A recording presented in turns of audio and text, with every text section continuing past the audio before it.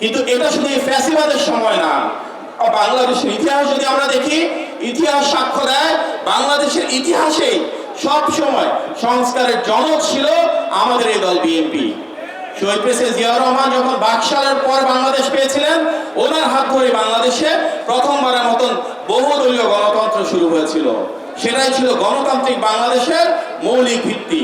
পরবর্তীতে দেশনেত্রী বেগম খালেদা জিয়া যখন 1991 সালে জনগণের ভোটে নির্বাচিত হয়ে সরকারে আসলেন, উনি বাংলাদেশে আমাদের জন্য প্রথমবারের মতন সংসদীয় গণতন্ত্রের সূচনা করেছিলেন। তার মানে আজকে যে আমরা বলি আমরা একটা গণতান্ত্রিক বাংলাদেশে ফেরত যেতে চাই, এই গণতান্ত্রিক বাংলাদেশ কার দেওয়া? শহীদ প্রেসিডেন্ট জিয়াউর রহমানের দেওয়া, দেশনেত্রী বেগম খালেদা জিয়ার দেওয়া। এবং এটাই ছিল বর্তমান বাংলাদেশের প্রেক্ষাপটে সবচেয়ে কার্যকরী রাষ্ট্রীয় সংস্কার।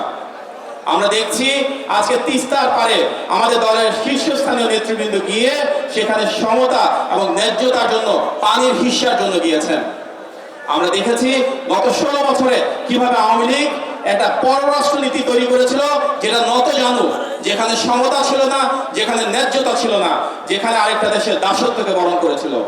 কিন্তু বাংলাদেশের ইতিহাসে প্রথমবারের মতন এই পররাষ্ট্রনীতি সংস্কার করেছিলেন শহীদ প্রেসিডেন্ট জিয়াউর রহমান, যিনি সে বাকশালী যে সংস্কৃতি ছিল, যেখানে ভারতীয় আধিপত্যবাদ এবং সোভিয়েত ব্লকের ভিতর ঢুকে গিয়েছিল বাংলাদেশ, সেখান থেকে বের করে এনে উনি বাংলাদেশকে যুক্তরাষ্ট্র, যুক্তরাজ্য, ইউরোপ, মধ্যপ্রাচ্য, জাপান, অস্ট্রেলিয়া প্রত্যেকটা দেশের সাথে সম্পৃক্ত করেছিলেন। আজকে যে বাংলাদেশ একটা বিশ্বায়নের অংশীদার, গ্লোবাল ভিলেজের পার্ট, তার বড় কারণ শহীদ প্রেসিডেন্ট জিয়াউর রহমানের হাত ধরে আমাদের পররাষ্ট্রনীতিকে সেই সময়ে প্রথমবারের মতন সংস্কার করা হয়েছিল। সুতরাং প্রিয় নেতৃবৃন্দ, যখনই সংস্কার শব্দটা আসবে, খুব গর্বের সাথে আমাদের এটা বুঝতে হবে, উপলব্ধি করতে হবে, মানুষকে জানাতে হবে যে বাংলাদেশের ইতিহাসে সর্বপ্রথম সংস্কারের জনক ছিলেন আমাদের সকলের নেতা, বিএনপির প্রতিষ্ঠাতা শহীদ প্রেসিডেন্ট জিয়াউর রহমান। প্রিয় নেতৃবৃন্দ, আজকে যে সংস্কারের কথা হচ্ছে, প্রত্যেকটা সংস্কারের ভিত্তি আমাদের নেতা জনাব তারেক রহমান প্রণীত 31 দফা। তাহলে প্রশ্ন উঠতে পারে, এই সরকারের সাথে আমাদের পার্থক্যটা কোথায়? যদি সরকার আমাদের দেওয়া সংস্কার প্রস্তাবনা নিয়ে কাজ করে, তাহলে পার্থক্যটা শুধুমাত্র একটা জায়গায়, সেটা হচ্ছে সেই সংস্কারের কতটুকু তারা নিজেরা বাস্তবায়ন করবে আর কতটুকু পরবর্তীতে জনগণের ভোটে একটা নির্বাচিত সরকার বাস্তবায়ন করবে। এই সরকারের ম্যান্ডেট কি? এই সরকারের ম্যান্ডেট একটি অবাধ, সুষ্ঠু এবং গ্রহণযোগ্য নির্বাচন আয়োজন করা। কারণ এই সরকার জনগণের দ্বারা নির্বাচিত না, এই সরকারের জনসম্পৃক্ততা নাই। জনগণের দ্বারা যারা নির্বাচিত না, তাদের কি সংস্কার করার অধিকার আছে?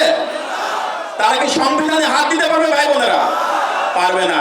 আর এই কারণে আমরা বলছি, এই সরকারের মূল দায়িত্ব একটা অবাধ, সুষ্ঠু, গ্রহণযোগ্য নির্বাচনের সাথে জড়িত যে সংস্কারটুকু রয়েছে, তার মধ্যে বিচার বিভাগকে কার্যকর করতে হবে।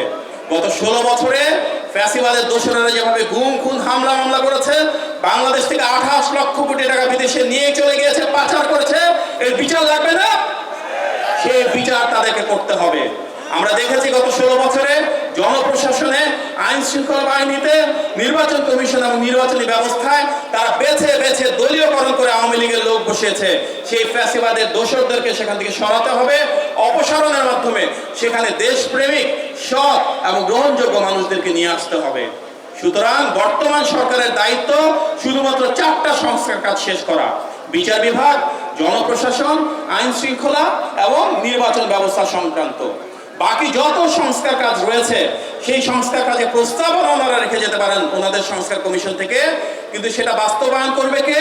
একটি জনগণের ভোটে নির্বাচিত, ম্যান্ডেট যার আছে সেই ধরনের জনসম্পৃক্ত সরকার।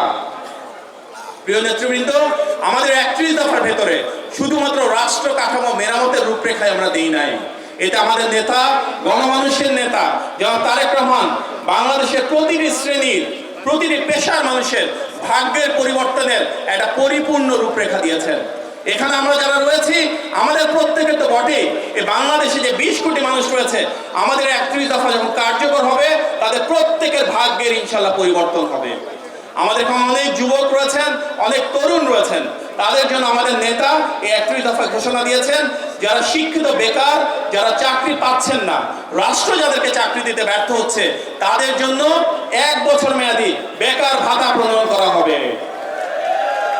আপনারা কি মনে করেন এই বেকার ভাতার মাধ্যমে আপনাদের ভাগ্যের পরিবর্তন হবে?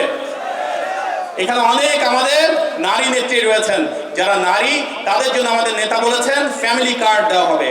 সেই ফ্যামিলি কার্ডটা কি, প্রত্যেকটা পরিবারের যিনি প্রধান গৃহকর্ত্রী নারী, তিনি মা হতে পারেন, দাদি হতে পারেন, বোন হতে পারেন, ওনার নামে একটা ফ্যামিলি কার্ড ইস্যু করা হবে এবং তার মাধ্যমে রাষ্ট্রীয় খরচে একটা অনুদানের মতন করে যে নিত্য প্রয়োজনীয় দ্রব্যাদি রয়েছে, চাল, ডাল, চিনি, আটা, তেল, তার একটি সুনির্দিষ্ট অংশ প্রত্যেকটা পরিবারের কাছে পৌঁছে যাবে। নারীর ক্ষমতায়নের জন্য এটা শুধু বাংলাদেশে না, বিশ্বে একটা অনেক বড় উদাহরণ হয়ে থাকবে। আপনারা এই মনে করেন এর মাধ্যমে নারীর ক্ষমতায়ন হবে? কারণ কি, যেই পরিবারে নারী নাই তারা ফ্যামিলি কার্ডও পাবে না, তারা রেশনও পাবে না। তার মানে নারীর প্রয়োজন যদি সেই রেশনটুকু পেতে হয় রাষ্ট্রের কাছ থেকে। এখানে আমাদের অনেক ব্যবসায়ী রয়েছেন এই নিউ মার্কেট এলাকায়, ক্ষুদ্র এবং মাঝারি ব্যবসায়ী রয়েছেন, অনেকের দোকান রয়েছে। আমরা দেখেছি আওয়ামী লীগের সময় এখানে ব্যাপকভাবে চাঁদাবাজি হয়েছে। আমাদের মজনু ভাই ইতিমধ্যে নির্দেশনা দিয়েছেন, আমাদের নেতা বিএনপির ভারপ্রাপ্ত চেয়ারম্যান জনাব তারেক রহমান নির্দেশনা দিয়েছেন, যারা এই ধরনের কাজ করবে, যারা চাঁদাবাজি এবং দখলদারিত্বে রয়েছেন, বিএনপি তাদের বিরুদ্ধে কঠিন অবস্থান নিবে এবং এটা আমরা প্রমাণ করেছি। সুতরাং আমাদের যারা ব্যবসায়ী রয়েছেন তারা যেন সুন্দরভাবে শান্তিপূর্ণভাবে ব্যবসা করতে পারেন, এর জন্য সকল ধরনের ব্যবস্থা বিএনপি নির্বাচিত সরকার ইনশাআল্লাহ গ্রহণ করবে। এই ধরনের ব্যবসায়ীরা যেন ব্যাংক থেকে খুব লো ইন্টারেস্ট রেটে ভালো লোন পাওয়ার ব্যবস্থা পান, ওনারা যেন ওনাদের অধীনে 3-4 জন 5 জন করে কর্মচারী কর্মসংস্থান করতে পারেন, সে ধরনের কাঠামোর ব্যবস্থা করতে হবে। অর্থাৎ বিএনপির যে পলিসি হবে সেখানে ক্ষুদ্র এবং মাঝারি শিল্প এবং যারা ব্যক্তিগত উদ্যোক্তা রয়েছে ওনাদের জন্য বিভিন্ন ধরনের পলিসি থাকবে, যেন ওনারা ব্যবসায়ী হিসেবে, যেন ওনারা উদ্যোক্তা হিসেবে সমাজে দাঁড়াতে পারেন।